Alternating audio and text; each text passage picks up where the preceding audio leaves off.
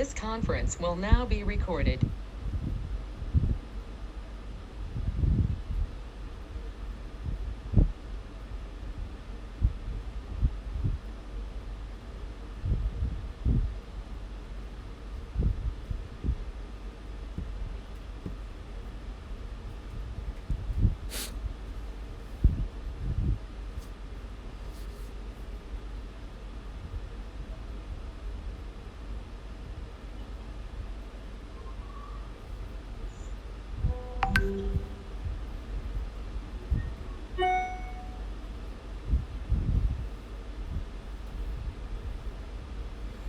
Welcome to doctor TSPR show. నేను మీ doctor Thangella Sivaprasad Reddy alias doctor TSPR. నమస్తే, ఆదాబ్, హలో. గురుతుల్యులు బివి సుబ్బారావు గారు, అదేవిధంగా గురువుగారు ప్రొఫెసర్ పురుషోత్తం రెడ్డి గారు కూడా కొద్ది సమయంలో వారు లైవ్లో రాబోతూ ఉన్నారు. మొదటి నుంచి కూడా ఒక బాధ్యత, ఆ బాధ్యతను విస్మరించిన వారి పట్ల తనదైన శైలిలో తన విధేయతను ప్రదర్శించేటువంటి మా గురుతుల్యులు సుబ్బారావు గారు, ఇంతకాలమైంది శివప్రసాద్, ఏమాయ హుజూరాబాద్ నిద్రపోతుందా, మన ఛానల్లో ఏం మాట్లాడడం లేదు, ఎందుకు అసలు ఎన్నికల సందర్భంలో హుజూరాబాదులో గత ఎన్నికల్లో ఏ పార్టీలైతే వాగ్దానాలు చేసినవో దాని మేరకు ఆ వాగ్దానాలు ఫలించినవా, వైఫల్యం చెందినవా? అదే కాకుండా ఇప్పుడు కొత్తగా కరోనా సమయం కానీ, రైతుల కష్టాలు కానీ, అకాల వర్షాల వల్ల కానీ, ప్లస్ అక్కడ కరీంనగర్లో మీరు చూశారు మైన్స్ పెద్ద ఎత్తున అవినీతి, మంత్రి స్వయాన టీఆర్ఎస్ మంత్రిపై ఈడీ విచారణ కొనసాగుతుంటే పిటిషనర్ను బెదిరించి మాట్లాడనీయకుండా చేసిన వైనం. అదేవిధంగా కరోనా సమయంలో మందులేని రోగానికి లక్షల రూపాయలు పెట్టి చనిపోవడం, మళ్ళీ ఇప్పుడు వ్యాక్సిన్ నేపథ్యంలో బీభత్సం. అదేవిధంగా పర్యావరణాన్ని తూట్లు పొడిచే విధంగా చెరువులు, కుంటాలను అన్ని కబ్జా చేస్తూ వాతావరణాన్ని ఈరోజు ఈ విధంగా తీర్చిదిద్దిన, ఎక్కడ చూసినా రోడ్లలో నీళ్లు, ఇళ్లలో నీళ్లు, వాటితో పాటు స్వైర విహారం చేస్తున్న దోమలు, ఈగలు, దాంతో డెంగీ, మలేరియా, టైఫాయిడ్, ఇవి దాంతోపాటు టీబీ, ఇవి ప్రాణాంతకమైనటువంటి రోగాలు, మందులు వాడినా తగ్గనటువంటి రోగాలు. కరోనా మందు లేకుండా 99% వారు దాని నుంచి కోలుకుంటే, ఇవి టీబీ కానీ, డెంగీ కానీ, టైఫాయిడ్ కానీ, మలేరియా మందులు వేసినా కూడా టీబీలో 20% మంది, అది కూడా మళ్ళీ బీసీజీ వ్యాక్సిన్ చిన్నప్పుడే తీసుకుంటాం, ఇది విధంగా చనిపోతూ ఉంటే, ఇంత పెద్ద ఆరోగ్య సమస్య కానీ, ఇంత పెద్ద ఎత్తున సామాన్యులు ఇబ్బంది పరిచే విధంగా వారి ఆరోగ్యమే మహాభాగ్యం అనే విధంగా ఉన్నటువంటి నేపథ్యంలో వాటిని విస్మరించడం, అవినీతిని విస్మరించడం, వీడు ఇన్ని వేలు వాడు అన్ని వేలు ఇస్తున్నాడు అని చెప్పి ప్రచారంలో రావడం, వాడు పట్టుకోవడం, అది ఎంతవరకు నిజము భగవంతునికి తెలియాలి. అంటే కేవలం ప్రలోభాల ఎడలో ఒక ప్రజాస్వామ్యాన్ని డబ్బుల రూపంలో, మందుల రూపంలో కూనీ చేయడాన్ని ఏ విధంగా మనం సహిద్దాం? Come on, let us go on live. First అది చేయండి, మీరు పోస్టర్ చేసి పంపండి. మనం మాట్లాడకపోతే నడవదు. ప్రతి ఒక్కరికి మంగళారతులు ఇచ్చి పలువాలన గోహెడ్ అనగానే అప్పటికప్పుడు ఈ లైవ్ షో తీసుకోవడం నిజంగా నాకు చాలా ఆనందంగా ఉంది. నేను ఒక్కటే కలిసి ఉండే, ఈ హుజూరాబాద్ ఎన్నికైతుంది, మేము వారి ద్వారానే ఆ రోజు కూడా అవినీతి కరీంనగర్లో ఆ మైన్స్ ఏ విధంగా అవినీతి జరిగింది ఆధారాలతో బయట పెట్టిన తర్వాత కూడా అది ప్రతి పౌరునికి సంబంధించినది, సహజ వనరులు. ఈ రోజు వరకు అది ఎలక్షన్ ఇష్యూ కాలేదు. బీజేపీ మాట్లాడడం లేదు, కాంగ్రెస్ మాట్లాడడం లేదు, అవినీతిపై చర్చలు లేవు. మళ్ళీ ఒక సైడు పెద్ద ఎత్తున అడవులను నరుకుతూ ఉన్నారు. ఇప్పుడు చూసాము మన మేడిపల్లి నుంచి ఇక్కడ ముచ్చర్ల, ఇక్కడ ఇబ్రాహీంపట్నం కానీ మిగతా చోట్ల కూడా మేము ఫార్మాసిటీలు తెస్తామని అక్కడ ఊదర పలుకుతూ ఉన్న అడవులను నాశనం చేస్తూ పర్యావరణానికి తూట్లు పొడుస్తూ పెద్ద పెద్ద గొప్పలు మాట్లాడుతుంటే వాటిపై కూడా చర్చ లేదు అని చెప్పడం. అందుగురించే మా గురువుగారు కూడా ఇప్పుడే జాయిన్ అయ్యారు, ప్రొఫెసర్ పురుషోత్తం రెడ్డి గారు. గురుతుల్యులు కూడా సమస్యనే లేదు, ఈ విషయం తప్ప వేరే మాట్లాడేది లేదని చెప్పంగానే మేము ఇది లైవ్ షో తీసుకోవడం జరిగింది. అందుగురించే ఇది చర్చలోకి పెట్టడం జరిగింది. సో సుబ్బారావు గారు, మీరు మాట్లాడడం మొదలు పెట్టండి.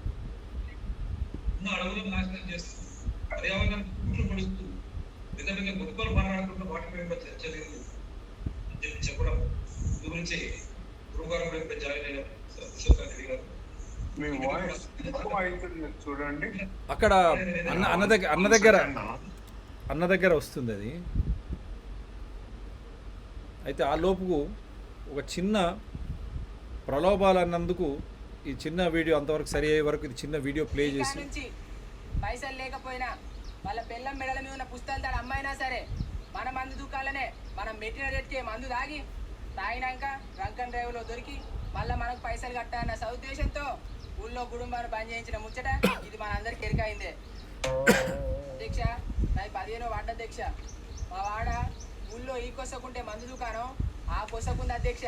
మా వాడలనే కాదు అధ్యక్ష, ఊళ్ళో ఉన్న అన్ని వాడల దుస్థితి ఇదే అధ్యక్ష. ఇటు కొసకున్న మొగోళ్ళు పొద్దున్నాక పని చేసి అటు కొసకు పోయి ఇంత మనసుక్క దాయి రావాలంటే ఎక్కలేని తిప్పలు అధ్యక్ష. వాళ్ళంత తిప్పలు పడకుండా ఎంత తప్పైనా మంచిదే దీని మీద చర్యలు చేపడితే బాగుంటుందని దానికోసం బడ్జెట్ బ్యాగుల్లో కొన్ని పైసలు తీసి ఊళ్ళో ఎన్ని వాడలు ఉంటే అన్ని వాడలకు ముక్కుపోసి వాడకో వైన్ షాప్ ఏర్పాటు చేసి తాగనోని తాగేటట్టు తాగేటోని పొద్దున్నాక కూకొని తాగేటట్టు తీర్చిదిద్ది అడిగినోనికి లేవనుకుంటా బీళ్ళు తాగేటోని వద్దనుకుంటా మందు ముక్కేటోనికి కక్కేటట్టు బోందు పెట్టి తాగుబోతుల దాహం తీర్చాలని కోరుకుంటున్నాను అధ్యక్ష. ఇప్పుడైతే నోటుకొచ్చినా చెప్పినా ఇక నేను రాసుకొచ్చినా చెప్తా అధ్యక్ష. అదేవిధంగా తాగుబోతులు ఎక్కట్లా అర్థం చేసుకొని ఊళ్ళో అక్కడక్కడ కాకుండా ఎక్కడ పడితే అక్కడ అక్రమంగా మందు అమ్ముతున్నా చిన్న చిన్న బెల్ట్ షాపులకు పర్మిషన్ ఇచ్చి సక్రమంగా జరిగే విధంగా చర్యలు చేపట్టాలని సభాపూర్వకంగా సర్పంచ్ గారిని మనవి చేసుకుంటున్నా అధ్యక్ష. సర్పంచ్ గారు.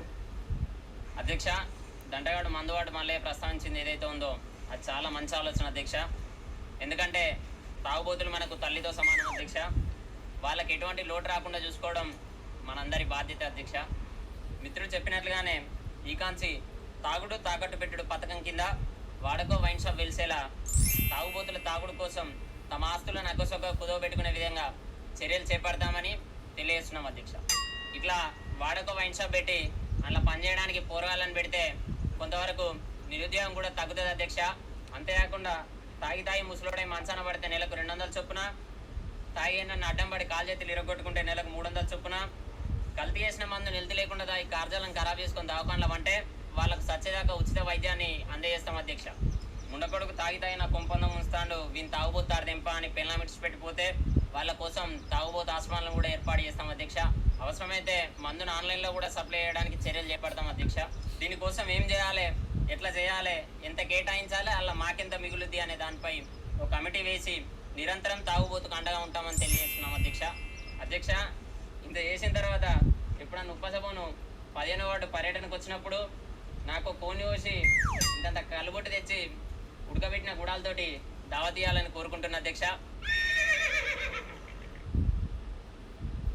సో ఇది మనము అంటే ఎలక్షన్లో మనం చూసిన విధానం ఏమి అంటే ఏ విధంగా వారు అసెంబ్లీలో కూడా మా కులానికి వైన్ షాపులు ఇవ్వండి, మా కులానికి వైన్ షాపులు ఇవ్వండి, మా కులానికి బార్ షాపులు ఇవ్వండి అనే ప్రస్తావన మన అసెంబ్లీలో పెద్ద ఎత్తున రావడం, అసలైన విషయాలు పక్కకు పోవడాన్ని అందుగురించే ఇది ప్రచారంలోకి తీసుకొచ్చాం. సార్ చెప్పండి సార్. నమస్కారం అందరికీ. మిత్రులు శివప్రసాద్ రెడ్డి గారికి, ప్రొఫెసర్ పురుషోత్తం రెడ్డి గారికి, ఈ విశ్లేషణ కార్యక్రమాన్ని చూస్తున్న అందరికీ నమస్కారం. మీరు చూపించిన టిక్ టాక్ ఇది ఎలా ఉంది అని అంటే, ప్రస్తుతం సమాజంలో చితికిపోయిన వాల్యూస్ అండ్ ఎథిక్స్, విలువలు, చచ్చిపోయిన విలువలు చాలా చక్కగా ప్రభుత్వాలకి రెవెన్యూ ఏ విధంగా అయినా సరే మేము కూడగట్టుకోవాలి, ఏం వైలేషన్స్ చేసినా సరే ఎవడు అడగకూడదు. అసలు ప్రభుత్వ రంగం అన్నది అది గాంధీ గారి 3 కోతులు అయిపోయి, అది చెడు చూడదు, అది చెడు గురించి మాట్లాడదు, చెడు గురించి వినదు. అదంతా ఏమిటి అని అంటే ఆ 3 కోతులు ఇప్పుడు ఎన్ని డిపార్ట్మెంట్లలో ఉన్నారు అని అంటే చెక్క భజన చేయడానికి తప్పితే ఎందుకు పని. ఇది చాలా శోచనీయం. ఈరోజు హుజూరాబాద్ ఎలక్షన్స్ అని అంటే మనం వరంగల్ ఎలక్షన్స్ చూసాం. మా ఊరు మునిగిపోయింది, నా కారు కొట్టుకపోయిందని 7 ఊరు తప్పితే మళ్ళా దాని గురించి ఎవడో మాట. దాని తర్వాత మనము ఒకదాని తర్వాత ఒక్కొక్క ఎలక్షన్స్ చూస్తూ వస్తూనే ఉన్నాం. కానీ ఇప్పుడు ఎలక్షన్స్ ఏమైపోయింది అని అంటే మనం ఇప్పుడు తెలుసుకోవాల్సింది ఏముంది అని అంటే హుజూరాబాద్ ఎలక్షన్స్ ఇంకా జరగలేదు, రేపు పొద్దున జరగదు. ఈ లోపల అసలు ఎన్ని దొంగ నోట్లు ముద్ర వేయాల్సి వస్తుందో, ఎవడు ఎన్ని ఆస్తులు కుదబెట్టుకోవాల్సి వస్తుందో ఇవన్నిటికీ రెడీగా ఉండాలి. అక్కడ నేను అనుకుంటా నేషనల్ బ్యాంక్స్ కూడా అక్కడ ఉంటాయేమో చుట్టుపక్కల. ఏమైనా కంటెస్ట్ చేస్తున్నావు పైసలు అన్నారు. Online transaction, phone pay transaction, Google transaction అందరూ కూడా రెడీగా ఉన్నారు తీసుకొని. ఇప్పుడు ఎట్లా ఉంది అని అంటే యథా ప్రజ తథా రాజాలాగా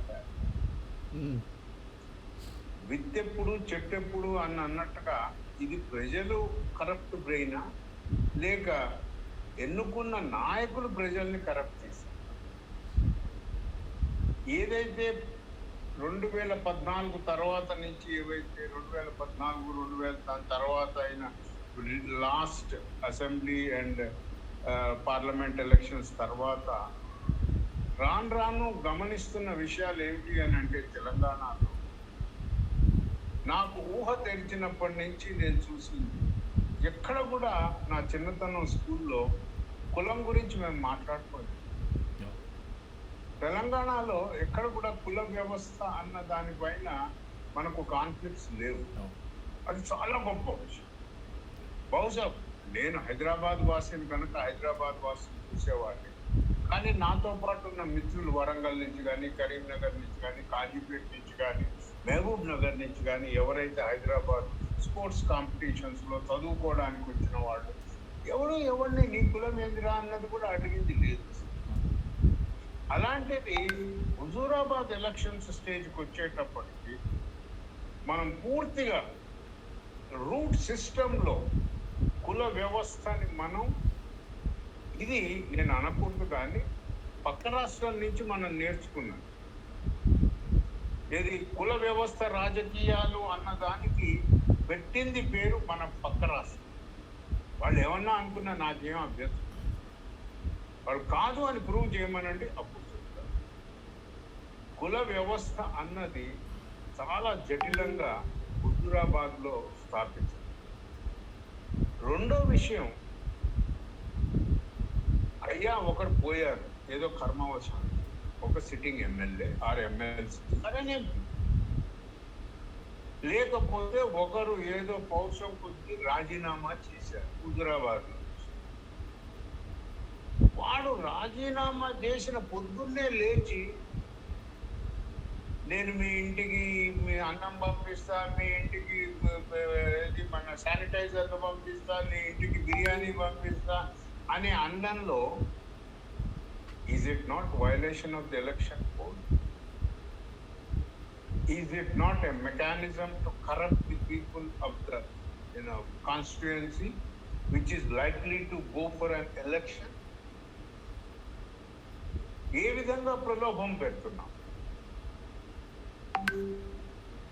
ఒక కాన్స్టిట్యుయెన్సీ ఇవాళ కాదు రేపు ఎల్లుండి కాదు ఏదో ఒక రోజు ఎలక్షన్స్లలోకి వెళ్లాల్సి ఉంది. ఆ కాన్స్టిట్యుయెన్సీలో ఎవరో చనిపోగానే రాజీనామా చేయగానే సాయంత్రం కల్లా మనం స్కీమ్స్ ఇంట్రడ్యూస్. మరి నాకు తెలియదు ఏమిటి అని అంటే ఈ రాజకీయ విశ్లేషకులు, రాజకీయ సలహాదారులు ఉన్నారు మనకి. ఇంకోటి కాకుండా రాజకీయ అవుట్ సోర్సింగ్ కంపెనీలు వచ్చాయి. సార్ మీ పార్టీని గెలిపించాలన్నా 200 కోట్లు అన్నారు. అంటే మనం గెలిచినప్పటి నుంచి అవుట్ సోర్సింగ్ లో పోతున్నాము అని అంటే రేపు పొద్దున్న సీఎం పోస్ట్ కూడా అవుట్ సోర్స్ అయిందేమో, ఎవరికి తెలుసు. అఫీషియల్ గా జీవో లేదు కదా, అయిండొచ్చు. ఎందుకనంటే సీఎంలు మిగతా వాళ్ళు సీఎంలను చూస్తున్నాం మనం చాలా రాష్ట్రాల్లో, చాలా హాలిడేస్లో ఎవరి ఇంట్లో వాడు అనుకున్నాం. ఇక పరిపాలన ఎవరు నడిపిస్తుంది, ఎవడు అసెంబ్లీకి వస్తుంది, ఏం లేదు కదా. అంటే యాడ్నో ఒక జాల అది అవుట్ సోర్స్ అయ్యింది, ఇది ఖచ్చితం నేను చెప్తాను. ఇది ఏమున్నది అని అంటే నెంబర్ 1 పాయింట్, తెలంగాణలో ఒక కుల వ్యవస్థని జటిలంగా దీన్ని నాట్లు వేశారు. This is going to be a dangerous trend in తెలంగాణలో ఉన్న స్ట్రెంగ్త్ ఏంటి అని అంటే క్వశ్చనింగ్ ది సిస్టమ్, ధైర్యంగా ప్రశ్నించే ఆ యాటిట్యూడ్ తెలంగాణలో ఎప్పుడు కూడా కుల వ్యవస్థ మీద ఎవరు ఇస్తారు. కుల వ్యవస్థ రాజకీయం మొదలైంది అని అంటే అది గట్టిగా మనం ఏదో ఎప్పుడు జూన్ జూలై నెలల్లో మొక్కలు నాటుతామంటారు చూడండి, అట్లా కుల వ్యవస్థను బాగా నాటి ఇప్పుడు యూరియా పోసి దాన్ని పెడుతుంది. రెండోది మనం ఆలోచించాల్సింది ఏంటి అంటే ఇప్పుడు ఏవైతే ప్రలోభాలకి మనం తీసుకొస్తున్నాం, ప్రలోభాలకు కాదు అని అంటారు. ప్రలోభాలకు కాదు అని అంటే హుజూరాబాద్లో ఇంట్రడ్యూస్ చేసిన స్కీము వరంగల్లో ఎందుకు ఇంట్రడ్యూస్ చేయలేదు pilot scheme for an experiment? ఎందుకంటే గవర్నమెంట్ ప్రాజెక్ట్స్ ఏవైతే ఉంటాయో, స్కీమ్స్ ఏవైతే ఉంటాయో, వెల్ఫేర్ స్కీమ్స్, అవి ఒక పైలట్ ఎక్స్పెరిమెంట్ కింద రిలీజ్ చేస్తారు. దాన్ని అది ఉందా లేదా అండ్ వీ మానిటర్ ఇట్, దాన్ని ఎవాల్యుయేట్ చేసుకుంటాం. అయ్యా ఇది జరుగుతుందా సార్? హుజూరాబాద్లో షురువే కాలేదు, నేను రాష్ట్రం అంతా ఇస్తావా అని ఒకడు అడుగుతాడు. రాష్ట్రం ఏం కర్మ, నేను దేశం అంతా ఇస్తా అని వీడు. Is it political war? అసలు రాజకీయాలకి డెఫినేషన్ తెలుసా ఎవరికైనా? రాజకీయవేత్తలు అని అంటే ఒక విధానాలని ఏర్పరిచేవాడు. ఇవి విధానాల దేశాన్ని కానీ రాష్ట్రాన్ని కలిపే విధానాల. Okay, what ever may be the caste, what ever may be the community, కొన్ని తరతరాలుగా దెబ్బతిన్నది. కానీ ఎక్కడ కూడా వెల్ఫేర్ స్కీమ్స్లలో డైరెక్ట్ మనీ ట్రాన్స్ఫర్ అన్నది ఇది పూర్తిగా విఫలమైంది. ఇది సౌత్ అమెరికన్ కంట్రీస్లో మొదలుపెట్టారు. వాళ్ళని చూసి మన పూర్వ వైభవాన్ని వెలిగిపోయిన ముఖ్యమంత్రి చంద్రబాబు నాయుడు గారు డైరెక్ట్ ట్రాన్స్ఫర్ అంటున్నారు. డైరెక్ట్ ట్రాన్స్ఫర్ ఏంటంటే you have to create mechanisms, you have to create conducive environment for the growth and welfare of those communities specifically who were deprived of opportunities for centuries. Okay, that is justifiable. మన రాజ్యాంగంలో కూడా అలాగనే మారుతున్న కాలానుగుణంగా ఎవరికి ఏమి అవసరాలు అన్న దాని గురించి మనం ఒక విధానంతో ఒక వ్యవస్థని మనం మార్చుకుంటూ తీసుకువెళ్ళాలే కానీ నేను వాడికి వచ్చిన వాడికి 1000 రూపాయలు ఇస్తా, ఇంటికి 2000 ఇస్తా, 3000 ఇస్తా అంటే that is not possible. So the first recommendation we should go, doctor Sivaprasad Reddy garu and professor Purushottam Reddy garu, through this channel I'm suggesting is, ఏ రోజైతే ఒక వ్యక్తి దురదృష్టవశాత్తు చనిపోయినా, sitting MLA or MP or resign చేసిన, within few hours, election code must be introduced. Okay. There is no second thought on it. And secondly, election commission in Pandukunda. ఇది last ఒక నెల ముందో లేకపోతే 15 రోజుల ముందు అమ్మమ్మ ఇది మేము బంద్ చేయాలా అని అంటే అవి చూసినారా, అవతల పార్టీ వాళ్ళు బంద్ చేయించిండు, వీడు ఓపెన్ చేయించిండు. ఏంది? Election Commission job is 365 days, keeping the process of election in a disciplined framework. ఏ విధంగా రాబోయే ఎలక్షన్స్, ఇక్కడ రిజైన్ చేశాడు అనగానే ఇక్కడ ఎలక్షన్స్ వస్తాయి అని తెలుస్తుంది. ఎలక్షన్స్ వస్తాయి అని తెలిసినప్పుడు అదే రోజు ఎందుకు ఇంట్రడ్యూస్ చేయవు ఎలక్షన్ కోడ్? ఏదైనా బిల్ పాస్ చేయాలన్న పార్లమెంట్లో పాస్ చేసుకోండి. మీరు అరాచకాలకి కరప్షన్కి ఎందుకు తావిస్తున్నారు? దాని చెడు ప్రభావమే హుజూరాబాద్ మీద పడిందా లేదా? సరే ఫలానా వాళ్ళకి అనిపిస్తున్నావు కనుక అనుకుంటూ మిగతా వాళ్ళు అడగడం మొదలెట్టినారు. ఈరోజు నంబర్స్, ఇది second issue. First issue is కుల వ్యవస్థ. రెండో ఇష్యూ, మనం రిజైన్ చేసినా చనిపోయినా within few hours election commission must declare election code. రెండో second, there is no second thought on it. నేను డేట్ డిక్లేర్ చేసినాక అన్ని చూసుకుంటానంటే డేట్ డిక్లేర్ చేసినాక నువ్వు నేను చూసుకునేది ఏం లేదా, అంత అయిపోతుంది. ఇప్పుడు ఏమైంది Huzurabad? And the third point is what I'm looking at is the ethics and values. మనం ఇవి చేయకపోవడం మూలంగా అటు రాజకీయ పార్టీస్లోనూ క్షీణించిపోయింది. ఈసారి అయితే పూర్తిగా అసలు నాశనం అయిపోయింది. Election commission must have a power to cancel the ఏమంటారు మనం ఈ రాజకీయ పార్టీ అబయన్స్ లో పెట్టండి, సస్పెండ్. అలా పెట్టకపోతే ఎలక్షన్ కమిషన్ కి వాల్యూ లేదు. What is the main objective of the election commission? Elections మేము సౌజన్యంగా ఏం సౌజన్యంగా చేస్తాం అంటే లైన్లో క్యూ కట్టుకొని మంచిగా పౌడర్ రాసుకొని ముద్దుకు వచ్చి నేను ఓటు వేసుకుంటున్నా, అంతేనా నీ బాధ్యత? అక్కడ కరప్ట్ ప్రాక్టీసెస్ పెరుగుతున్నాయండి, ప్రజల్లో పెరుగుతున్నాయి, రాజకీయ వ్యవస్థలో పెరుగుతున్నాయి. అది రాకుండా ఉండాలని ఇది ఎలక్షన్ కమిషన్ బాధ్యతల్ని చాలా పెంచుతుంది. కోవిడ్ టైంలో విచ్చలవిడిగా మీరు మన ఎలక్షన్ మీటింగ్స్ పెట్టుకోండి అని అన్నారు. ఏమైంది ఆ రోజుల్లో? మళ్ళీ ఇప్పుడు I think the civil society should start discussing on these aspects, the functions and the objectives of the election commission. How election commission can regulate strictly on the ethics and values of the politics of this country. What is that we are teaching to the younger generation? అంటే ఏదైనా కొనుక్కోవచ్చు బిడ్డ, ఏం పర్వాలేదు, ముందుగా పైకి తెలుగులో సామెత చాలా మునపడు, అది రైటర్ ఏమన్నాడు తెలుసా? బాబు నువ్వు ₹1,00,000 సంపాదించేదాకా అందరితో మంచిగా ఉందా అంటే ఆ పిల్లగాడికి ఏం తెలియక, నాయన తర్వాత సంపాదించడానికి ఏం చేయాలి, వాళ్ళే మంచిగా ఉంటారా నీకు? ఇప్పుడు అదే ఎందుకు నాకు ఒక 10,000 కోట్లు. A political party in its plenary, it declares that it has 400 crores fixed deposit. From where it got? Where is the IT sector which is asking them? That means the political parties are only looking at money. पैसे में परमात्मा है, सबसे रुपया सबसे बड़ी चीज है. It can buy anything.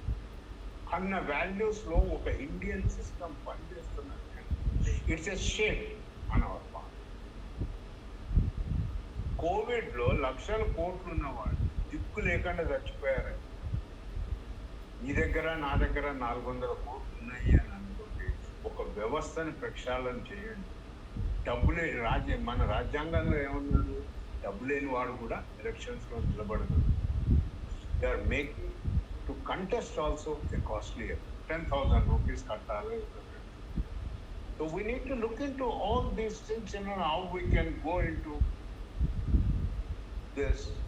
Unfortunate game angels are ee roju nenu lekkaleskunte the country is going mad. Huzurabad లో ఎన్నుంటాయండి శివప్రసాద్ రెడ్డి గారు? మన ఓటర్స్ 2 లక్షలు ఉన్నారా? అంతే ఉంటుంది, అంతే కదా? అంతే. రూరల్ ఏరియా కదా. సరే, ఒక 1,00,000 మంది ఉన్నా నేను 1,000 రూపాయలు ఓటు కొనుక్కుందామన్నా నాకు ఆ 100 కోట్లు కావాలి. అవును, అంతే. 100 కోట్ల 10 కోట్ల ఏదో ఒకటి. 1,00,000 ఓటర్లకి నేను 1,000 రూపాయలు ఇవ్వాలా? 100 కోట్లు అయితే కావాలి కదా నా దగ్గర. అవును.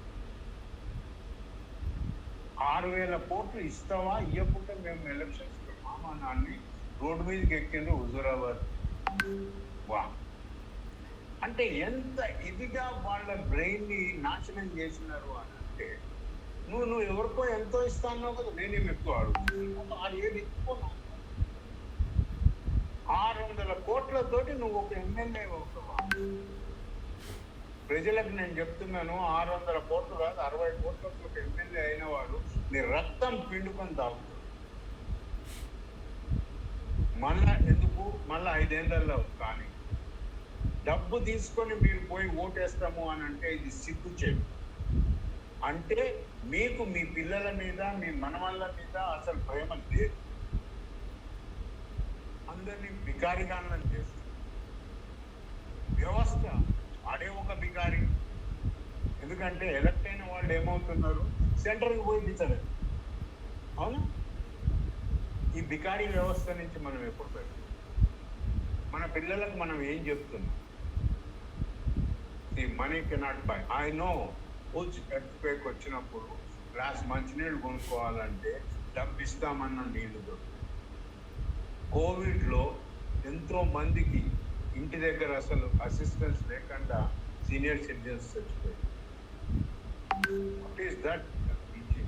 టుమారో ఇన్ 23 అసెంబ్లీ ఎలక్షన్స్లో ఇదే 6,000 కోట్లతో, 6,000 ఓట్ 6,000తో మనకి ఎన్ని ఉన్నాయండి? 190. పురుషోత్తం రెడ్డి గారు చెప్తున్నారు. మనకి ఎమ్మెల్యేలు ఎంతమంది ఉన్నారు? 119 సార్.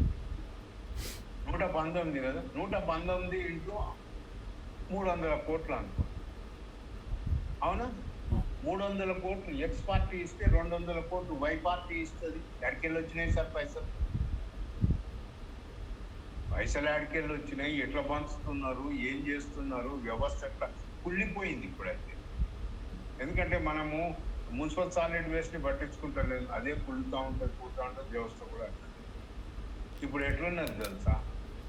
ఇంత డబ్బు వస్తున్నది పోతున్నది, పబ్లిక్ అడుగుతున్నది అని అంటే యూఆర్ డిమాండింగ్ ఇది మన ఏమంటాం ఆ పదం? కరప్షన్కి, అవినీతి, బ్రైబ్. అవునా? అంతే కదా.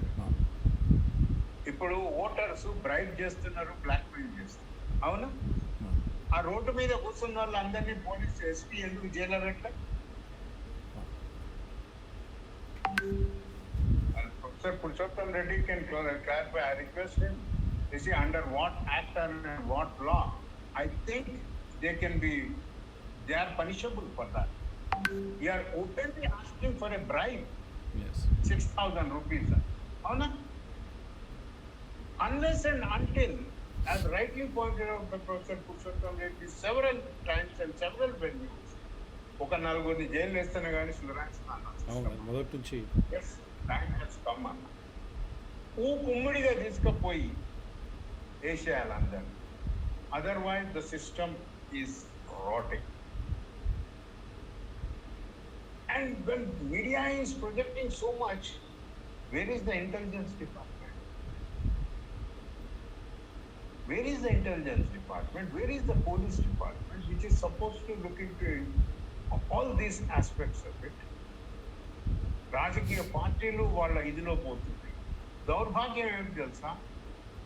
హుజురాబాద్లో ఏం సమస్యలు ఉన్నాయో ఎవరికి తెలియదు. మంచినీళ్ళు ఉన్నాయా? ఇది గోదావరి వస్తుంది. పెద్దగుప్పల నాకు తెలియదు. మీరు వరేసుకుంటారా? వేసుకుంటే ఈ బలగొడతా. ఇంకేందన్నా తీసుకుని. None of the public issues have gone into the political election. Is this the thing? I am very sad on this part, and particularly I say ప్రశ్నించే స్వభావం కానీ దాన్ని అది పూర్తిగా చచ్చిపోతున్నది తెలంగాణ. కుల వ్యవస్థను పూర్తిగా బలపరుస్తుంది. డబ్బుతోటే పని అవుతుంది అని అనుకున్నాను. అవునా? నా చిన్నతనంలో అరే చాయ్ తాగి చిక్లి పొడి తినిపిస్తే సాల్రా బయట కదా, ఎక్కడ పోయినాయి human values and relations? We are only living for money and how we can take care of our children, how we can mold their mind on the comprehensive level. Definitely. Totally correct. I think మన పక్క రాష్ట్రం influence మన మీద బాగా పనిచేస్తుంది. కుల వ్యవస్థ మీరు అన్నట్టు, కుల వ్యవస్థలో పక్క రాష్ట్రం మీరు అన్నట్టు ఎక్కడ లేని విధంగా దళిత బంధు అనగానే మళ్ళీ ఇప్పుడు బీసీ బంధు, ఇంతకుముందు ఎక్కడ లేని కృష్ణయ్య గారు వచ్చి ఇప్పుడు నేను సపోర్ట్ చేస్తున్నాను, మళ్ళీ నిన్న మనం ఇంకో పార్టీ ఈయన ఇక్కడనే దాన్ని ఇచ్చేయలేదు. అదే ఆ పక్క రాష్ట్రం వాళ్ళు పిలుస్తున్నారట పార్టీ పెట్టి. దేశం అంతా కూడా నేను ఇవ్వగలుగుతాను అని అంటాడు. ఎక్కడ ఉందండి దళిత బంధే కాదు, ఇప్పుడు బీసీ బంధు అడుగుతున్నారు, మిగతా కులాలు కూడా అడుగుతా ఉన్నాయి. కుల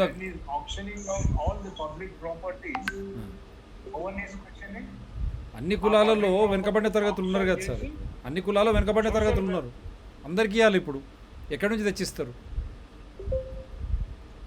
అందు గురించి Hyderabad has taught us very bitter lessons.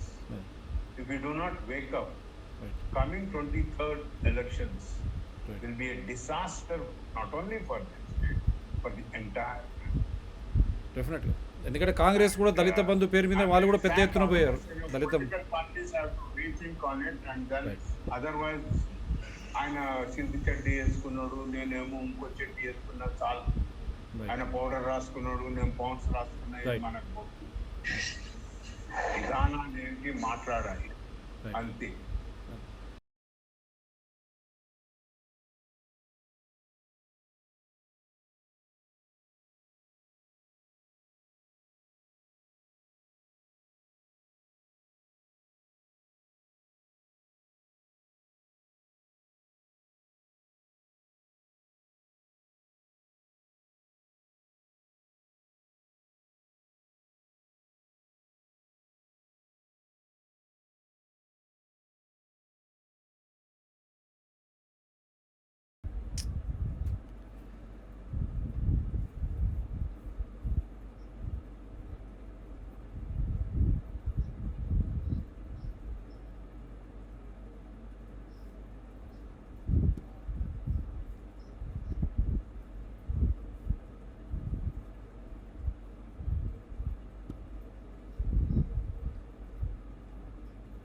Simultaneously being a witness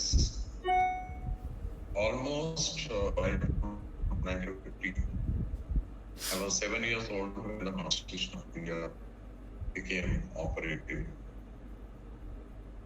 When I joined the college 1960, I became extremely aware of the working of the Constitution.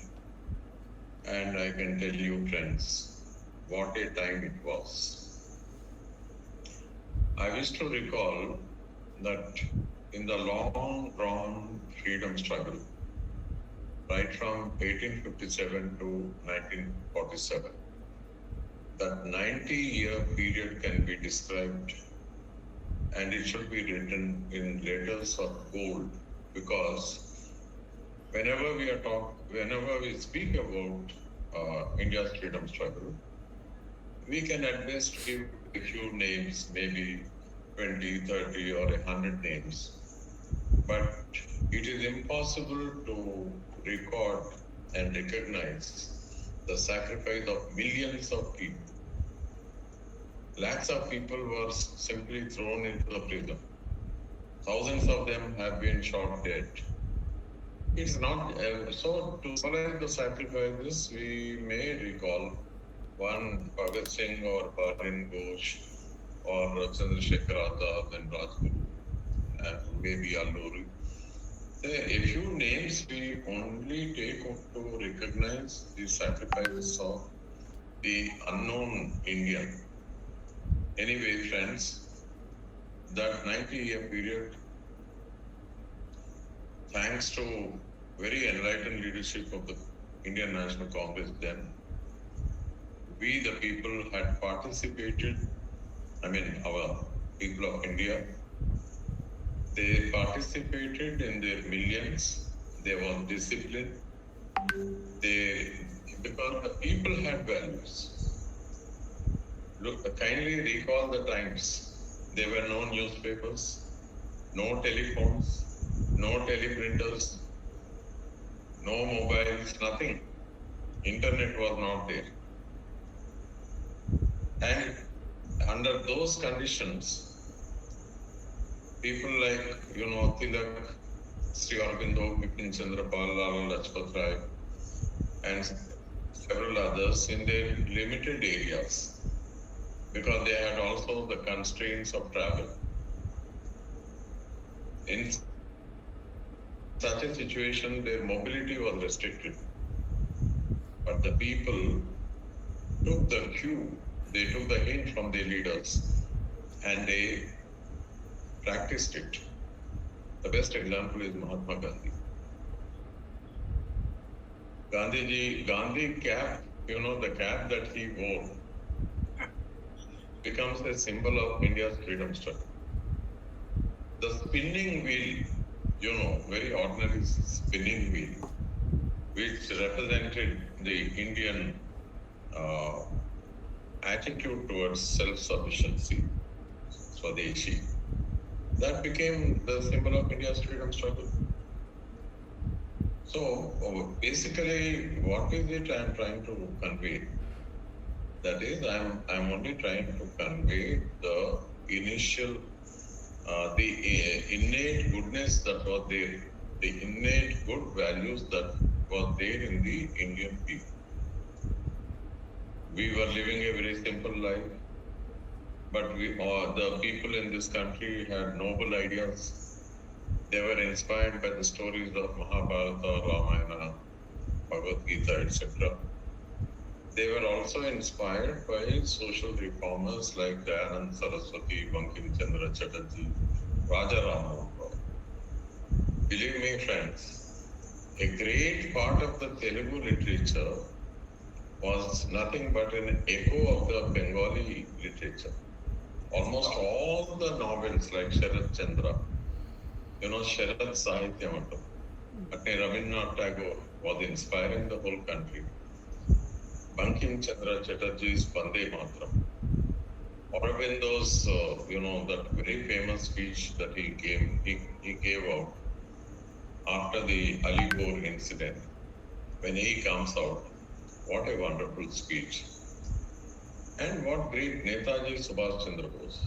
He stirred the soul of India like anything, united the people of India, gave them the needed courage. Now, simultaneously, we have very eminent lawyers, advocates, barristers who were trying to concretize these rising aspirations of the people of this country and channelizing them towards constitution development. This point is very important. Even as India was struggling for freedom, India was preparing itself for a liberal democracy, for a parliamentary democracy. And every year, when the Indian National Congress session would take place, there would be very serious discussion on fundamental rights, right? Directive principles, federalism, and what kind of India they want, they aspire to be. There were wonderful sessions, and again subcommittees, committees, and that was an ongoing exercise. And I can tell you, friends, nowhere in the world were millions of people involved in such a peaceful manner, in a very dignified manner, and based on the principle of satyagraha, non-violence, truth. That is why I always quote from Depal Reddy's book, his chapter on democracy. I request everyone to please go through it, wherein he very clearly mentions that the tremendous turmoil that people underwent, even as they were struggling to be free, it was also a turmoil, a great effort to educate themselves, to liberate themselves from, and also to liberate themselves from outdated ideas. I request all of you to please recall that it was during this phase, thanks to the initiative of Raja Ram Mohan Roy, the very horrendous practice of burning the widows after the husband's death, the sati practice. It was a great shame for this country to have continued with that. But thanks to Raja Ram Mohan Roy, that has been stopped. There were several other things. India had to suddenly transform itself. For a long time, it was under the, captive rule of foreigners, like, right from the days of Babur to the British Raj. These foreign aliens conquering this country, suppressing this country. And, ultimately, these people only pushed the people of India into their small little homes. And it was like amoeba, whenever there is a hostile atmosphere outside, the amoeba withdraws into its shell. Similarly, the people, they had no choice. They had to withdraw and they were confined to their homes. But when they saw the light of India's freedom struggle and the prospect of they governing themselves, when the call came for Swadeshi and also boycott of foreign goods, the people slowly ventured out, and what a great experience it was. For the first time, they were breathing fresh air, a sense of participation, a sense of belonging, and they had this great hope of building a new India. And this initial stage of India's freedom struggle after independence, people like us, myself and my dear friend Subbarao Garu, we were a witness. We were a witness to that wonderful India where the air we breathed was free. We enjoyed political freedom. As students, we had opportunities to listen to Nani Palkhiwala or Justice Hidayatullah. Who is who of India? Koka Subbarao. What a wonderful and a great judge he was. We heard the distinguished crusaders, not only of the Congress party, but also from the opposition. Those were the times when Dr. Ram Manohar Lohia, Madhu Limai, George Fernandez, Atal Bihari Vajpayee, they would travel the length and breadth of the country and speak to the Indian people, sensitizing them, educating them, and trying to develop a political culture where there would be tolerance, where there would be discussion, and people were encouraged to think of the future. Well, from that high pedestal of Indian democracy, we saw the great fall. It stumbled. Democracy stumbled when Mrs. Indira Gandhi imposed, emergency. But then look at the resilience of the Indian people. 18 months, they were, people withdrew into their shells. They were afraid of coming out. The media silently protested by, their editorial column was kept blank as a protest for a few days. Slowly they started functioning, but there was censorship. The fundamental rights of the people were put in the deep freeze, and it was a reign of terror, particularly in North India. But when the first opportunity came, the people of India stood, they united, and now look at the time gap. Emergency lifted, election commission orders elections, and within a short time, leaders of different political hues and shades, they come together. they merged their identities in a new political party. And that's how Janata Party comes into the picture. And led by the visionary Jayaprakash Narayan. And under his umbrella, all other political parties, shades of, all the leaders merged. And a new party, Janata Party, was offered to the people. Now look at the greatness of the Indian people. There was no question of bribing. A new, very infant, a fledgling of a party. An infant party was swept into power. And I remember I was an active participant in that campaign. And right from Punjab to Bengal, Congress party won only one MP seat. Only one. All states, 100% Janata Party. Democracy was once again restored. I'm not talking about the individuals. I give this example as a tribute to the Indian voters who could see the writing on the wall and they voted against dictators. They had values, they wanted democracy, they were for constitutionalism. The people of India, we think we the people living in urban areas, we think that the Indian people, Indian masses are illiterates. No. They were always great custodians of values. And they stood by the Constitution, they stood by liberal democracy, freedom, independence, democracy, elections. They may be poor, but they voted for the restoration of democracy. And here I would like to recall that wonderful contribution made by Rajmohan Gandhi and a whole lot of non-political personalities, like what our friend Subbaraoji is doing today, sensitizing the people, awakening them, putting them, giving them the needed courage to continue to progress towards realization of democratic goals. Friends, after that, the new party, of course it was new, not prepared to receive power, but power came to them. They were discharging their duties. They brought in several constitutional amendments with the intention of restoring democracy, and to a great extent they were successful. But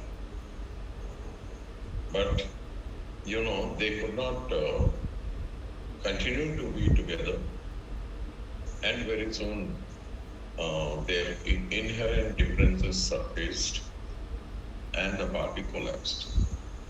Once again elections were held and people of India, they restored, they brought back Mrs. Indira Gandhi. Because whatever it is, Indian people have certain values. The people. అయ్యో పాపం అంటే మొత్తం sentiment. People of India could not tolerate their leader, Mrs. Indira Gandhi, going to the court every day, suffering, they felt very bad. Their anger against her had subsided. And when it came to 1980, the people of India en bloc, they voted for Mrs. Indira Gandhi and she was back to power. I am not here to give the details of individuals. But again, in bringing back Mrs. Indira Gandhi, also I am praising the Indian voter because the Indian voter is known for compassion. And that is how I use Paham, the sense of pity. They may be suffering from the people of India may be suffering, everyone in their own home.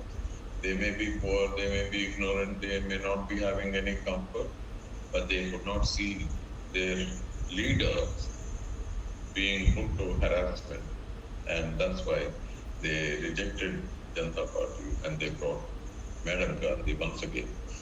Madam Gandhi definitely performed extremely well after coming to power, but unfortunately she was eliminated in 1984 and subsequently so many changes have come up.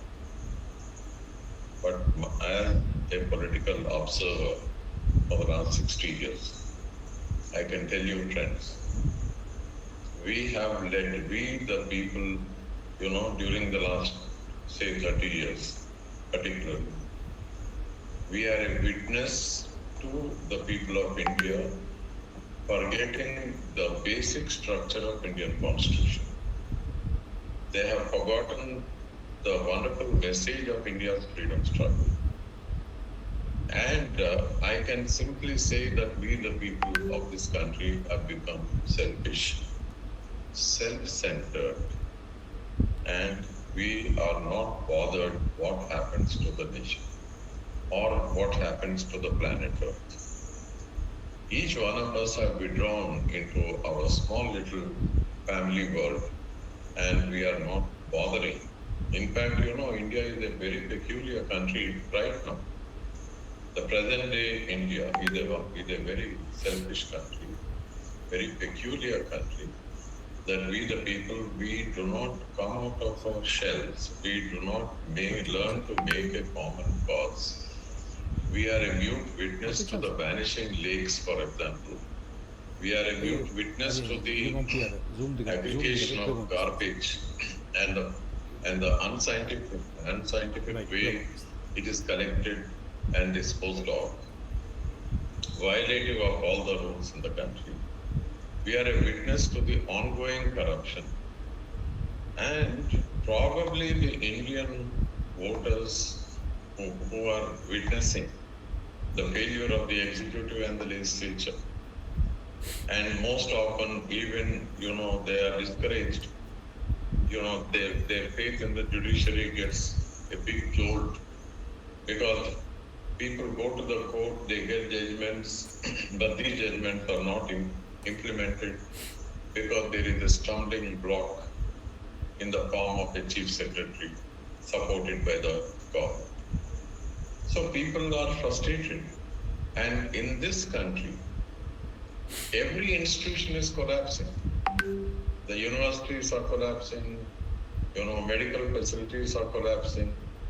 Everything, every institution is collapsing. What is there to be proud of?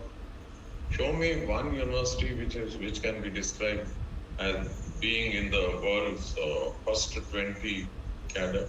We are the second largest country in the world, fourth largest economy, second most populated country. We have the world's largest young population, but our universities are somewhere beyond, the average Indian university rating would be in the list of global universities, it would be beyond 300, 400 or 500, or some of them even beyond 1,000. Where are we heading? Our Indian universities are suffering, they are neglected. In fact, they are being insulted every day. University should be the place where the mind is free, where they can discuss, they should be evaluating every good idea. As the very name indicates, it should be a big lab, and intellectual discussion should be there continuously. But universities are put in the hands of uneducated education ministers. University has a board which consists of, IAS officers. None of them, and IAS is after all a graduate. How can a graduate control a university? University is the highest seat of learning. Suppressing the universities means blocking the country's future. But this is exactly what is happening. And we have political parties. Political parties in this country, if we evaluate them academically, I can tell you, I'll give 0 to all political parties. Come on, as a political scientist, let us agree to subject the political parties to a crucial test. What is their big loyalty to the Constitution? We'll start from there. What kind of vision they have for the people of this country? How democratically they are organized? Indian political parties are in the grip of dynasties. It's a matter of shame. How can we tell the world that we are the world's largest democracy when Indian political parties are controlled, completely dominated by a few families? Real democracy is yet to, at one time we tasted democracy.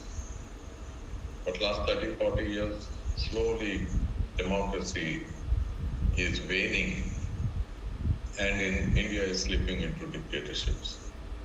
And all, this talk of other dimensions like caste and language and region, sub-region, it's all a facade to protect the undemocratic attitudes of the rulers.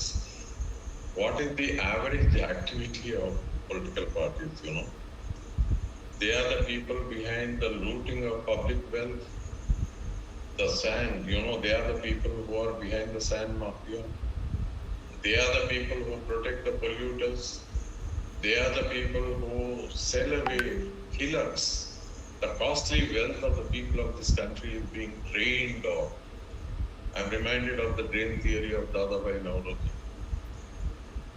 And I feel ashamed that right now we are all a witness to the loot of the public property, the property which belongs to the future generations. The present day politicians are ensuring they are exporting. Where they are exporting? Has the Parliament of India has ever discussed, and why are we exporting natural resources? Are we not compromising on the needs of the coming generation of Indians? Who are we to decide? Who are we to deprive the coming generations of the valuable iron ore, or the sand, or the rocks, or the biodiversity? Was there ever a debate on this in the Parliament of India? So, Hyderabad should be an eye-opener. In fact, every law college student in this country should discuss. In fact, I always have been telling that it is time that India should once again go to the basics, take a re-look, visit the making of India's constitution. 75 years, 1950, say 71 years now. Let us take an objective look. Are we a democracy? Are we trying to protect and function as per the basic structure of the constitution? If not, why not? What prevents us from discussing? Today, technology enables us. Come on, let's organize a debate, select the best, 100 people from different walks of life throughout the country. Let us sit for 15 days, 20 days, daily 3 hours, 4 hours, and try to make sense of the Constitution. I tell you, friends, I am yet to see one person who has understood the Constitution of India. Can anyone understand the world's longest Constitution, the lengthiest Constitution? And the difficulty in understanding the Constitution is, first of all, it is lengthy, the world's biggest. Secondly, you need to understand the Constitution in the context of so many constitutional amendments. More than 100 times it has been amended. Is it possible? Second. Thirdly, we need to read the Constitution, understand the Constitution in the context of so many judgments that have been given. I think the ruling elites of this country, the academicians, the vice chancellor, political scientists, political activists, and thinkers like my friend B.V. Subbaraman and Shiva Prasad Reddy, who have been a crusader for democracy. People like us should come forward, and without fear or favor, if we really love the coming generations, the people of India, generations to come on, let us take it as a challenge, and let us give the people of India a new relevant, modernized constitution which will reflect the rising aspirations of the teeming millions of people. Nowhere in the constitution there is a big commitment to sustainable development goals. India as a country has adopted globally, but that is not reflected in the constitution. No constitution openly says that it is wedded to implementing the sustainable development goal. Then what are we doing? The big question is whether India as a whole has certain goals. Yes, I can openly say that as a political scientist, yes, the constitution is our goal. But are we really trying to ensure that the fruits of having such a wonderful constitution, are we ensuring that the fruits reach the poorest of the poor? No. Nobody takes up constitutional education. I was a witness, as a student, I would hear Supreme Court judges, retired judges coming to Hyderabad, addressing lectures in the colleges. What happened to, why are the contemporary retired judges not coming? They have a duty to continue to educate the masses, and nobody is punished. Take the role of the Chief Election Commissioner. It was a wonderful, vibrant organization when Mr. T.N. Session was there. Now what happened suddenly? Is there a drought in the Chief Election Commission office? A famine? Nobody is able to. Nothing happens. That everybody, 6,000 rupees a day, which is widely reported and as rightly pointed out by Subbaraoji. It is open secret. Thousands and thousands of people are, fighting over it. They are demanding. Now, what is the role of the Chief Election Commission? What is the Central Election Commission doing? What are the courts doing? Come on, High Court or the Supreme Court.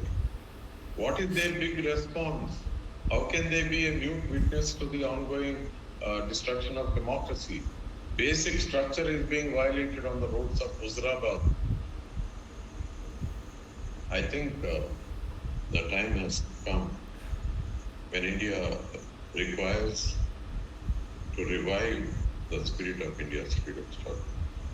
I thank Shiv Prasad Reddy and my friend Subbaraoji for the wonderful opportunity. Because somewhere in this country there should always be a discussion and a dialogue. The whole country is not dead. Yes, even if there is one ray of hope, that ray should throw light on the entire country. Thank you. Thank you, sir. Yeah. Thank you. And with so much seriousness, what I thought, let me bring it to the lighter way. అంటే నా చిన్నప్పుడు నేను కూడా చూసి ఉంటాను old MLA quarter గోడ మీద election campaign రాదు పెద్ద బ్యానర్లో ఫ్లెక్సీ నాకు ఇప్పటికీ జ్ఞాపకం అక్క సావిత్రి ఓటు ఎవరికి వేస్తూ జమున అడుగుతుంది ఢిల్లీ జమున నేను కాడెత్తురు కాంగ్రెస్కే వేస్తాను రాజమండ్రి అంత సింపుల్ ఇది language and it also Savitri has some credibility in the society. Savitri అమ్మ చెప్తే ఓట్లు వస్తాయి ఉన్నది. ఇప్పుడేమున్నది, ఏమ్రా ఎవరు ఓట్లు వేస్తున్నాం, నేను తాట తీస్తా శోభిస్తా. What kind of radical change. కానీ నాకు అది ఎప్పుడు జమ్ము చెల్లి అది మళ్ళీ ఇంకొకటి ఉండే రోడ్డు ఒక గుర్తుండే చెప్పాను ఉంటే రూపాయలోనే క్యాష్ రూపాయల్లో ఇంకో ఖాళీ అంటే సింపుల్ గా అనమాట. నేను ఖర్చు తీసుకొని వస్తాను అని ఎంత సింపుల్ గా ఉండేనంటే రూపంతోనే క్యాష్ రూపాయలోనే క్యాష్ రూపంతో ఇంకో ఖాళీ అని అంటే ఇంత సింపుల్ గా ఎలక్షన్స్ అసలు వాడు మంచోడా వీడు చెడ్డోడా ఏదో మాట్లాడు.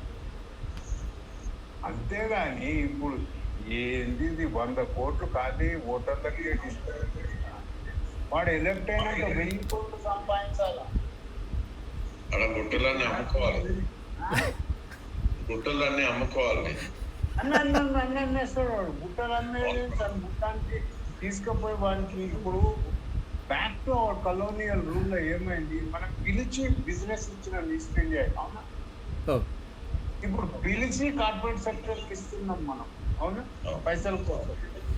ఒక విధంగా రాష్ట్రాన్ని దేశాన్ని మనము తాకట్టు పెడుతున్నాం to get money for the elections. దీనికన్నా దౌర్భాగ్యం ఏమో. గుట్టలు అమ్మటంలో ఇన్ఛార్జ్ ఈరోజు, గుట్టలు అమ్ముకున్నోళ్ళే విచారణ ఎదుర్కొంటోళ్ళే ఇన్ఛార్జ్ ఈరోజు ఆ ఎన్నికలకు. ఇక ఇంకా దానికన్నా ఇంకేం చెప్తాం మనం. అందు గురించే One more point, అన్న Shiva, only అన్న one. చెప్పండి అన్న. Actually, I had concluded my lecture, but Subbarao-ji once again ignited our minds. రెండు మంచి అది ఏంటంటే, this election అన్న is on 30th. అన్న అంతే కదా? రేపు రేపు ఎల్లుండి COP26, 31st, the whole world is discussing about climate change. Yeah. And climate change was not discussed in Huzurabad. Huzurabad. Yeah, అసలు వాట్ ఇన్ ఐరనీ. అసలు ఏమైతుంది? We are supposed to have so many colleges in Huzurabad, border la Kakatiya University, kids, so many other engineering colleges. And then where is the discussion? What kind of message? See, 30th nadu polling aithe should just one day before. Can the people discuss climate change? Political parties, unfortunately, they are indifferent to the concerns expressed by billions. Even IPCC report could not bring about the changes. The red code alert given by the IPCC and the David Attenborough, Ralph Nader, and the great intellectuals of the entire world converging, but the entire debate is absent. Very sorry situation. And I once again appeal to the voters that the best democratic in them, the democratic values in them, they need to revive, and they should function. They should behave as responsible citizens of this great democracy. అంటే ఇక దీనికి అంటే అన్న ఇప్పుడు ఏంటంటే మనం ఇంత కూర్చుంటే ఒకదాని తర్వాత ఒక ఐడియా వస్తాం. మీరు ఇప్పుడు అన్నారు COP26 అవుతున్నది హుజురాబాద్ మాటలు లేవు అంటే తెలుగులో సామెత ఉన్నది. పక్కుని గుడిసె కాలిపోతా ఉంటే వాడు ఏడుస్తా ఉంటాడు. వీడేమంటాడు, అరే సుట్టకు అడిగి దొరికింది సాందినా. మనం అట్లా బతుకుతున్నాం. అంతకు మించి లేదు. అది భగవంతుని దయ వల్ల మళ్ళా ఒక్కసారి అందరూ ఆలోచన చేసుకోవాలి. లేదు అని అంటే bad thing. But let us sustain our spirit and sensitize people. At least 23 నన్ను లేస్తారు. ఇప్పుడు చేయదు, అప్పుడు ఏం చేస్తారు? Yeah we feel very sorry. మనం very thank you so much. మనం అందరం ఏమైపోయిందంటే తినా పండుకోనా. అదే చాలా స్కిల్ అదే రైట్ సార్. డెఫినెట్గా ఒక చిన్న వీడియో ప్లే చేస్తాను సార్. ఎందుకంటే are the elections being held as per the basic మన structure of the constitution. Free and fair elections. All eligible voters can they exercise without any enticements, and is the election commission really trying to uphold the people participatory constitutional democracy? ఇప్పుడు ప్రజాస్వామ్యంలో మనం అదే అంటాం కదా sir, స్వేచ్ఛాయుత వాతావరణంలో అరులైన voter మహాశయులకు vote హక్కు వినియోగించుకునేటువంటి ఒక వాతావరణాన్ని ఎన్నికల సంఘం కల్పించిందా లేక విఫలమైందా? ఇదే పెద్ద దాని గురించి ఈ ఒక్క చిన్న, ఎందుకంటే వాగ్దానాలు వైఫల్యాలు మీరు చెప్పినట్టు మహమ్మారి ఒకవైపు, పర్యావరణం పెద్ద ఎత్తున తగలబడిపోతుంది. మనకి ఏమవుతావో ఇక్కడ వరదలు, ఒక విపరీతమైన ఎండ, దానికి తోడు కరోనా తర్వాత రోడ్డు మీద పడ్డ ప్రజలు, విద్య వైద్యము మాట్లాడని పరిస్థితి, పర్యావరణంలోనే మనం ఆహారం తీసుకున్నాం, వ్యవసాయం, ఇవన్నీ ఏవి చర్చకు రాకుండా కేవలం ఈ బంధు కులాల పేరు మీద, ఎవరు ఎంత ఇస్తారు దాని పేరు మీద ఒకరి మీద ఒకరికి ఇది వేసుకుంటూ ఈ విధంగా ఎన్నికలు నిర్వహించడం, ఎన్నికల సంఘం నిద్రపోతుందా? బాహాటంగా కులపరంగా, బాహాటంగా మతపరంగా కానీ, బాహాటంగా ఇన్ని ఉల్లంఘనలు, మాకు ఎందుకు ఇస్తలేరు డబ్బులని రోడ్ల మీదకి వచ్చి కొట్లాడుతూ ఉన్న ప్రజాస్వామ్యం అపహాస్యానికి గురవుతున్న ఎందుకు ఎన్నికల సంఘం పట్టించుకోవడం లేదు? స్వేచ్ఛాయుత వాతావరణం అంటే ఒక పార్టీకి అండగా ఉంటుందా ఎన్నికల సంఘం? మిగతా వాళ్ళు కూడా ఆ పార్టీ ఏది చెప్తే దళిత బంధనంగానే ఇంకో పార్టీ అన్ని దళిత వాళ్ళల్లో వాళ్ళు ఇది చేసిరు పాపం. ప్రతి కులంలో మళ్ళీ వీరు రాగానే బీసీ బంద్ అండి, మళ్ళీ తర్వాత ఓసీ బంద్. అజెండా వారు అది మాట్లాడితే మీరు ఏం చేశారో ఇక్కడ చెప్పండి అని నిలదీసే ప్రతిపక్షాలు. ఎందుకంటే ప్రజాస్వామ్యంలో రాజకీయ పార్టీలే మనను బాధ్యత నిర్వహించాల్సిన బాధ్యత రాజకీయ పార్టీలేదే. కాబట్టి ఒక పార్టీ తప్పు చేస్తూ ఉంటే ఆ ఓట్ల కోసం, ఎందుకంటే గజ్వేల్లో అంత పెద్ద సభ పెట్టడము ఈ పాలకుల సహాయంతో కాదా అన్నది. ఎందుకంటే ఓట్లు చీల్చాలి, నాకు వస్తలేవు ఆ ఓట్లు, ఇంకో పార్టీకి ఆ ఓట్లు పోకూడదు, నేను ఏం చేయాలి? పెద్ద సభ ఇక్కడ పెట్టించాలి. మళ్ళీ అదే వేరే విధంగా ఏదైనా ధర్నా ఏదైనా చేస్తే పోలీసులు అప్పటికప్పుడు దాన్ని నిర్వీర్యం చేస్తారు. కానీ గజ్వేల్ అంత పెద్ద సభ ఎట్లా వచ్చింది అందరికీ అనుమానాలు. అట్లాని ప్రజాస్వామ్యంలో పార్టీలకు హక్కు లేదని, కానీ డెఫినెట్గా అందరికీ హక్కు ఉంది. కానీ కులాలపై, మతాలపై, ప్రలోభాలపై ఓటు హక్కును శాసిస్తున్నటువంటి రాజకీయ పార్టీల పట్ల ఎన్నికల సంఘం వైఖరి ఏమిటి? ఎన్నికల సంఘం విఫలమైనప్పుడు మనం అదే చెప్తాం, బేసిక్ స్ట్రక్చర్ ఆఫ్ కాన్స్టిట్యూషన్, దాని బాధ్యతను నిర్వహించాల్సినటువంటి హైకోర్టు, సుప్రీంకోర్టులు ఏం చేస్తూ ఉన్నాయి అనేదే ఈరోజు అందరిని విస్మయపరుస్తూ ఉంది. ఒక చిన్న వీడియో కూడా ప్లే చేస్తాను సార్. చెప్పండి సార్ ప్లీజ్. అంటే ఏమైతే అంటే మనలాంటి వాళ్ళని కూర్చుంటే చెప్పింద రచ్చలాగా ఇందులో ఏమున్నది అని అంటే సార్ నిజంగా ఎలక్షన్ కమిషన్ ని మెచ్చుకోవాలి. చాలా స్వేచ్ఛ, ఎంత స్వేచ్ఛ ఇచ్చింది అంటే ఓటర్కి వాని ఒక ఓటు నాకు ఇంత కావాలి, షేర్ మార్కెట్ క్రియేట్ అయింది. అది వ్యంగ్యంగా తీసుకోమను, ఏమన్నా తీసుకో, వాళ్ళు దాన్ని శభాష్ అనుకో.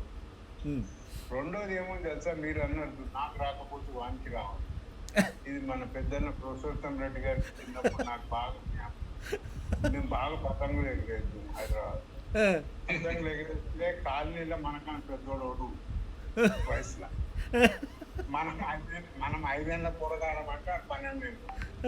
మేము 5 ఏళ్ళ అందరం కలిసి ఒక తీర్మానం పెద్దోడు పతంగు కట్టిన పతంగు నుటాయించుకొని వస్తే దాన్ని, ఎందుకంటే మాకు ఎట్లానో రాదు, అవకాశం రాదు. ఆడెందుకు తీసుకు ఆ రిజల్ట్ ఎలక్షన్స్ బాగా పనిచేస్తుంది డెఫినెట్గా. అందు గురించే ఇప్పుడు వాగ్దానాలు, దుబ్బాక ఎన్నికల్లో స్వయాన నడ్డా, భారతీయ జనతా పార్టీ జాతీయ అధ్యక్షులు, CMN 40,000 crore KLIS అంటే Kaleshwaram lift irrigation scheme scam. మరి ఇంతవరకు ఆయన ఏం చర్యలు తీసుకున్నాడు? దుబ్బాకే గెలిచిపోయా. ఆయన వీడియో కూడా ఉంది, ఆ వీడియో ప్లే చేయడం లేదు. ఇవి ఎందుకు చర్చకు రావడం లేదు? అక్కడ స్వయాన TRS మంత్రి, ఇదే బీజేపీ పార్టీ ఎన్ఫోర్స్మెంట్ డైరెక్టర్ ద్వారా గనులు కొల్లగొట్టి ఆయన స్వయంగా ఆయన వీడియోలో చెప్తా ఉన్నాడు. ఆయననే ఇప్పుడు హుజూరాబాద్కు ఇన్ఛార్జ్. నేను కొల్లగొట్టి చైనా పంపుతున్నా అని చెప్తే ఆ చర్చ రాదేంది అది అక్కడ? ఇది విచిత్రమైన ఎలక్షన్. ఇటువంటివన్నీ ఎందుకు చర్చకి? ఏ పార్టీ మాట్లాడడం లేదు. 3 పెద్ద పార్టీలు ఏ పార్టీ మాట్లాడడం లేదు దాని గురించి.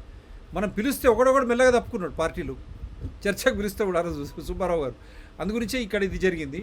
ఇంకోటి ఇది కూడా, ప్రతి జిల్లా కేంద్రంలో ప్రజలకు 30, 40, 50 కిలోమీటర్ల లోపే నిజామాబాద్ లాంటి సూపర్ స్పెషాలిటీ హాస్పిటల్ కూడా రాబోతుందని మనం చేస్తా ఉన్నాం. మండల కేంద్రంలో, ప్రతి మండల కేంద్రంలో 4 వైద్యులు ఉండే విధంగా 30 పడకల ఆసుపత్రి ఉంటుంది. నియోజకవర్గ కేంద్రంలో 100 పడకల ఆసుపత్రి ఉంటుంది. ప్రతి జిల్లా కేంద్రంలో ఒక నల్గొండలో కాదు, నల్గొండ 2, 3 జిల్లాలు అవుతుంది. ఖచ్చితంగా నల్లగొండ జిల్లాలని 2, 3 నిమిషాలు రాబోతుందని మనవి చేస్తా ఉన్నా. ఈ రకంగా వైద్య విధానం ఉంటుంది. మరి ఏ విధానం ఎక్కడ ఉందో మరి ఇటువంటివన్నీ ప్రశ్నించరు. ప్రలోభాలకు లోబడి ప్రజలు తమ గొయ్యిని తామే తవ్వుకుంటున్నారా? అందు గురించే వెళ్ళే ముందు ఈ కా నుంచి పైసలు ఇది లేకపోయినా ఇది అయిపోయింది వాళ్ళ పిల్లల మీద ఉన్న పుస్తకాలు ఇది అయిపోయింది. కానీ నిన్న జరిగిన సంఘటనే అందరికీ పెద్ద కరెంట్ షాక్ లా ఉంది. న్యాయశాస్త్ర చరిత్రలోనే ఇంతమంది మీద ఒకేసారి ఇలాంటి కేసు పెట్టడం బహుశా ఇదే మొదటిసారి. అసలు పోలింగ్ ఆఫీసర్ల మీద కూడా కేసు పెట్టడం ఏంటి సార్? ఇదంతా ఒకెత్తైతే అసలు మీ మీద మీరు కేసు వేసుకోవడం ఏంటి సార్? ఎంత ఆదర్శంగా ఉండే మీరు మందు కొట్టి ఓటు వేయడం ఏంటి సార్? నేను దాదాపు జీవితకాలం అవిశ్రాంతంగా శ్రమపడి ఇంకా చాలు అని అన్ని పక్కన పెట్టి హాయిగా విశ్రాంతి తీసుకుందామని నా సొంత ఊరికి వచ్చి బతుకుతున్నాను. కానీ ఎక్కడ కళ్ళ ముందు ఇన్ని అరాచకాలు జరిగిపోతుంటే నాకెందుకని కళ్ళు మూసు కూర్చోలేను కదా.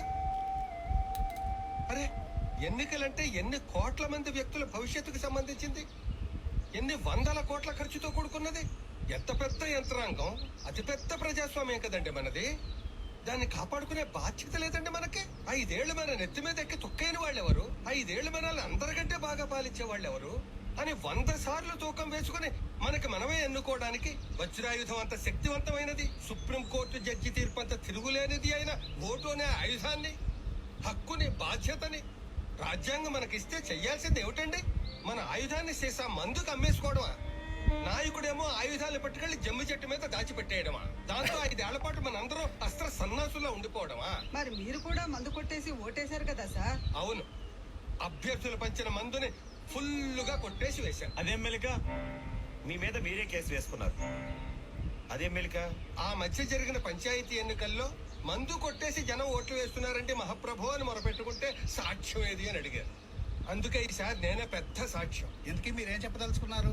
ఎంప్లాయీ మందు తాగి ఉద్యోగం చేస్తుంటే సస్పెండ్ చేస్తున్నారు. డాక్టర్ మందు తాగి ఆపరేషన్ చేస్తే సర్టిఫికెట్ లాగేసుకుంటున్నారు. మందు తాగి రోడ్ల మీద వాహనం నడిపితే ప్రాణానికి ముప్పు అని ఫైన్లు వేస్తున్నారు, జైలుకి పంపిస్తున్నారు. అవునా కాదా? అవును. మరి మందు తాగి ఓటు వేస్తే ఊరికి ముప్పు కాదు, రాష్ట్రానికి ముప్పు కాదు, దేశానికి ముప్పు కాదు, మన బంగారు భవిష్యత్తుకు ముప్పు కాదు. నీకిచ్చిన పవిత్రమైన ఓటుని నువ్వు అపవిత్రం చేసినట్టు కాదు. కడుపు నిండా చొక్కేసుకుని, వేలికి చొక్కేయించుకుని, నీ వేలుతో నీ కంటిని నువ్వే పొడుచుకున్నట్టు కాదు. అందుకే సంబంధితులు అందరి మీద కేసు వేశాను. ఈ నియోజకవర్గంలో ఈ ఎన్నిక చెల్లదు, రీపోలింగ్ జరపాలి అని. అప్పుడైనా బాగా ఆలోచించి ఓటు వేయండి. విలువైన ఓటుని మద్యానికో, కరెన్సీ, కాగితానికో అమ్ముకోకండి. ఓటుని బాధ్యతగా వేయండి, బానిసగా కాదు. సో దీనికన్నా మించిన సందేశం మా గురువులు ఇద్దరు చెప్పినటువంటి వాక్కులు తిరిగి ప్రజాస్వామ్యాన్ని నెలకొల్పుతారా, ప్రజాస్వామ్యాన్ని కూని చేసి మన కంటిని మన ఏలుతోనే పొడుచుకుంటారా? హుజూరాబాద్ ఈరోజు వేదిక కాబోతా ఉంది. కాబట్టి స్వేచ్ఛాయుత వాతావరణంలో ఎటువంటి ప్రలోభాలకు లోను కాకుండా మీ ఓటు హక్కును వినియోగించవలసిందిగా మళ్ళొక్కసారి మా గురువుల తరఫున, ఈ ఛానల్ తరఫున కోరుకుంటూ దీనిని పునః ప్రసారము రేపు ఉదయం 7 గంటలకు, ఎందుకంటే ఎన్నికల సమయం ముందే దీన్ని పునః ప్రసారం చేస్తూ ఉన్నాం. ఎందుకంటే మనం ఎవరిని ఇబ్బంది పెట్టడం కానీ లేకుంటే ఎవరికో మనం సపోర్ట్ చేసే విధంగా ఉండకుండా ప్రజలు ఓటర్ మహాశయులను మేలుకొల్పే విధంగానే వారు తమ ఓటు హక్కును తమ ఆలోచన మేరకు స్వచ్ఛందంగా స్వేచ్ఛాయుత వాతావరణంలో వేసుకునే విధంగానే ఈ షో ఇంతవరకు మేము చేశాము. అదేవిధంగా ఎన్నికల సంఘం కూడా తన బాధ్యతను గుర్తెరిగి ముందుకు పోతుందని, సుప్రీంకోర్టు, హైకోర్టులు కూడా ప్రభుత్వం, వ్యవస్థ, యంత్రాంగం, ఎలక్షన్ కమిషన్, ఎన్నికల సంఘం విఫలమైనప్పుడు వారు చూస్తూ ఊరుకోకుండా తక్షణమే వారు అక్కడ ఆదేశాలు ఇస్తారా, ఎన్నికలను ఏ విధంగా వారు ముందుకు తీసుకుపోతారు, రేపు ఈ నోటు కట్టాల ప్రభావం ఎన్నికలపై ఏ విధంగా ఉండబోతుంది అని అట్లీస్ట్ ఒక విచారణైనా చేపడతారా? ఒక ప్రజాస్వామ్యవాదిగా, ఒక సామాన్యుడు పౌరుడిగా, ఒక ఓటరుగా నేను ఈ కోర్టులు ఏం చేస్తాయి అనే ఒక ఆలోచనతోనే దీన్ని ముగిస్తూ ఉన్నా. Sir, thank you very much. Thank you. Thank you. And ఒక చిన్న Sir. సజెషన్ ఏంటంటే ఎలక్షన్స్ అయిన తర్వాత మీరు మళ్ళా చొరవ తీసుకొని ఒకటి పెట్టండి. డెఫినెట్గా సార్. దాని తర్వాత పోలింగ్ రోజు కూడా ఒకటి పెట్టండి. సార్ ఒకటి మీ ద్వారా నేను అడిగేది ఏంటంటే ఎలక్షన్ కమిషన్ గారు ఇలా శివప్రసాద్ రెడ్డి గారి వీడియోస్ Sir. అసలు ప్రతి ఎలక్షన్ బూత్ ముందు పెడితే వాడు క్యూలో ఉన్న వాడికి కాస్త ఎంటర్టైన్ మాట దేవుడు ఎరుగు కొద్దిగా డిమాండ్ మంచి మాట చెప్పింది సార్, మంచి మాట. Let us Thank hope you, and thank pray. you. Let us save, we only Thank you. hope to save democracy. Definitely. రేపు tomorrow, tomorrow this will be retelecasted on Citizens Dr. TSPR channel at 7 a.m. Indian Standard Time. Kindly note this, 7 a.m. before the polling. And then support Dr. TSPR channel, Citizens Dr. TSPR channel and Environment Dr. TSPR channel. Subscribe, support and share. Thank you, sir. For all the Indians, Sukha Nidra, Shubha Ratri, world over, good morning, good afternoon and good evening. Thank you, sir.